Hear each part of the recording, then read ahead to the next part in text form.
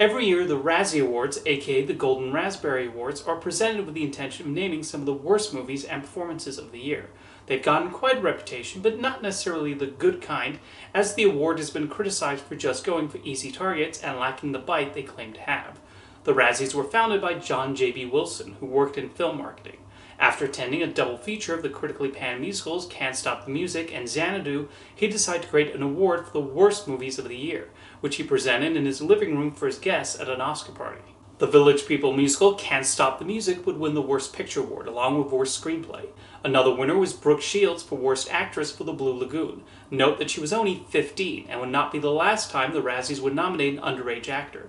They also gave Worst Supporting Actor to 8-year-old John Adams in Gloria, the only film role he would ever play. Although what people tend to know about the first ceremony is that Stanley Kubrick received a Worst Director nomination for The Shining.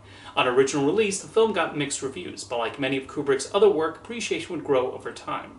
Using his publicity skills, Wilson put out a press release, and with each subsequent year, more papers started printing the results. He would also expand the membership as well as the venue of this silly ceremony. To vote for the Razzies, someone just needs to pay a membership fee of $40, and that's it.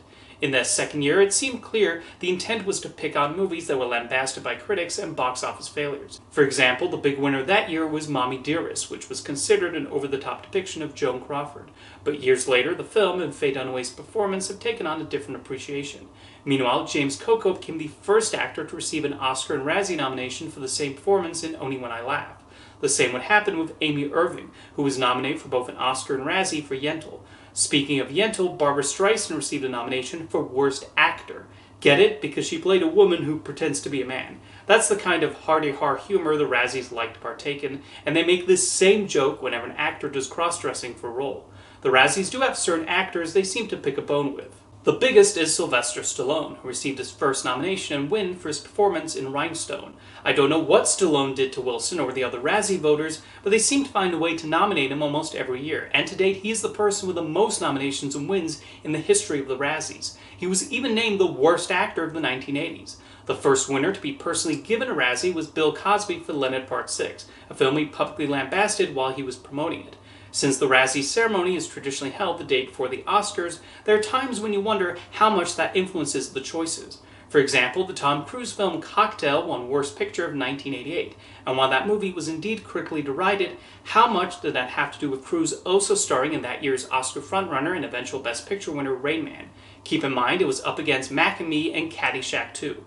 Of course, much like the Oscars will have those films that people look back on and think, why was that nominated? The same holds true for the Razzies, as there are movies that maybe were not initially liked, but people eventually developed more of an appreciation towards them. Did you know the action movie Roadhouse was nominated for several Razzies, including Worst Picture and Worst Actor? At the time, it was not well received by critics, but is now seen as a silly movie that people genuinely enjoy for its stunt work and crazy action. Ishtar made headlines on original release for its troubled production, and a number of critics were not too fond of it at the time. But it's gotten more admiration in recent years as people got more on the film's comedic wavelength and what Elaine May was trying to do with it. Then you have Newsies, which was a major box office flop and not well regarded by critics. However, after its video release, the movie attained a large audience, especially among young musical theater fans, to the point of it even being adapted for the stage. Newsies would receive 5 Razzie nominations, which I'm sure many who grew up on the movie would disagree with, although Alan Menken seems to have taken his Worst Original Song Razzie in stride. Meanwhile, Danny DeVito got a Worst Supporting Actor nomination for his role as the Penguin in Batman Returns, and Jim Carrey was nominated for Worst New Star for his 3 star-making roles in 1994. Yes, even for The Mask. Even Beavis and Butthead Do America, which got good reviews, saw its title characters nominated for Worst New Star and Worst Screen Couple. In general, the Razzies do have a tendency to go for easy targets, often high-profile flops with big stars. They also like to pick on music stars giving acting a try, like Madonna, Prince, Janet Jackson, and the Spice Girls. Sometimes they would just nominate a movie or performance and leave it at that, but other times there will be some kind of eye-rolling joke. The worst screen combo category is where you most see this. You might think this would be exclusively for actors who share little to no chemistry with each other, but then you have cases like Barbed Wire getting nominated in this category for Pamela Anderson's impressive enhancements. Get it? Because of her. This is the kind of high school level humor the Razzies like to partake in, and they've the gall to get on Adam Sandler's case for his comedies. Some of these worst screen combo nominations don't even try, like Spice World getting nominated in this category for any 2 characters, 2 body parts, or fashion accessories. Like they just want to give Spice World an extra nomination. The first winner to actually attend the ceremony himself was Paul Verhoeven for Showgirls, as he always took the critical drubbing that movie received with a sense of humor, commenting that he was already accustomed to his more provocative work getting this response in his native Netherlands. Tom Green would also show up when Freddie Got Fingered received multiple Razzies, which feels like a very Tom Green thing to do. Halle Berry would do the same when she won for Catwoman, even holding her Oscar in the other hand. Sandra Bullock would take the Razzies to task when she attended. She not only pointed out how she curiously won for All About Steve after saying she would go, but she gave DVDs of the film to everyone there because of her suspicions that they not even watched the movie. And with the Razzies' tendency to go for easy targets, that's entirely possible. Wilson even revealed in an interview that he just looks at critics' Worst of the Year lists and IMDb ratings to see what to include on the Razzie shortlist. Then there's the fact that anyone can submit nominations. I even remember someone admitted they paid the membership fee just to vote for Paul Feig's Ghostbusters in every category, which in the end did not get a single nomination. However, while the Razzies seem like good fun, one does wonder about the effect this has on the people who win one of them. Ray Hans, who won Worst Actress for The Blair Witch Project, has talked about how the reaction to her performance greatly hurt her acting career, with the legacy of the film and her role continuing to haunt her many years later. Ahmed Best, who won Worst Supporting Actor for his role as Jar Jar Binks in The Phantom Menace, has similarly commented on the negative mental effect that people's hatred for the character had on him. The truth is, a lot of people would not like to be called the worst, and while the Razzies might say it's just about teaching them to do better work, nobody sets out to make a bad movie, and that element of cruelty has gotten more scrutiny over the years. The moment where I personally realized the Razzies were not as clever as they thought they were was when they gave Britney Spears Worst Supporting Actress for Fahrenheit 9/11. This is her entire screen time in the film.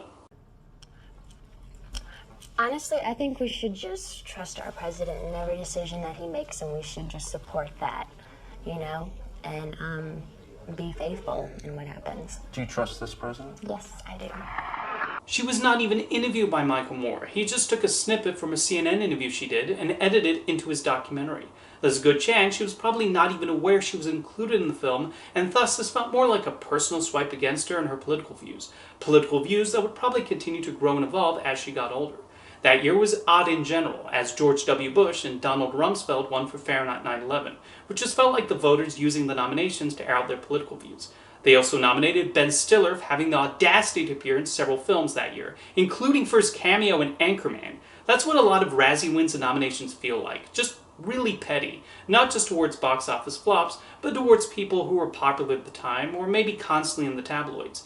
As much as the Razzies think they're cutting and daring, a lot of the choices made really do feel like, as Wilson said, skimming through Worst of the Year lists. Picks like The Last Airbender and Jack and Jill make sense since they were critically lambasted, but they're also not exactly rocking the boat by picking those as the worst of the year. The Emoji Movie and Cats were also named Worst Picture by the Razzies. How long did it take them to come up with those choices? Then you have nominees like the Twilight movies, basically because they were popular to hate at the time. In recent years, the Razzies have gotten more criticism and flack for their decisions. 2 years ago, the Razzies created a special category titled Worst Performance by Bruce Willis in a 2021 movie, to mock his appearances in several low-budget movies that were released straight to VOD. Not long afterwards, Willis's family announced his dementia diagnosis, and people immediately criticized the Razzies for their insensitive category, which they then rescinded. Another blowback was when 12-year-old actress Ryan Cara Armstrong was given a Worst Actress nomination for Firestarter. The Razzies have been nominating child actors for many years, including Aileen Quinn, Jake Lloyd, and Macaulay Culkin. I myself have often criticized them for this, as picking on child actors just comes across as cruel bullying. After the backlash, the Razzies then removed her nomination and revealed they would no longer nominate underage actors. In an interesting case, the Razzies also retroactively decided to remove Shelley Duvall's Worst Actress nomination for The Shining, citing the stories of Kubrick's treatment of her on set. In the last few years, it does feel like the Razzies have gotten desperate. They've given Worst Picture to a propaganda video from a far-right television network, a recording of a stage musical, and the public domain horror movie Winnie the Pooh, Blood and Honey. In this day and age of so many people writing more biting and clever jokes about critically derided movies on social media and other platforms, the Razzies just feel old hat, and the jokes are tired. When they inevitably give Madam Web a bunch of nominations next year, are they really contributing to the conversation? Dakota Johnson has even already gone ahead of them on the press tour. The sad thing is, an anti-Oscars is an idea with a lot of potential, and you can come up with so many clever and funny categories. Unfortunately, the Razzies don't do anything funny or witty with their attempted skewering at these movies, and when they nominate the same people over and over again, it makes it obvious they have a bone to pick with some. Every year, newswire services and Hollywood trade papers publish the results, and every year, less and less people seem to care or come up with better, more biting nominations themselves. See you next time.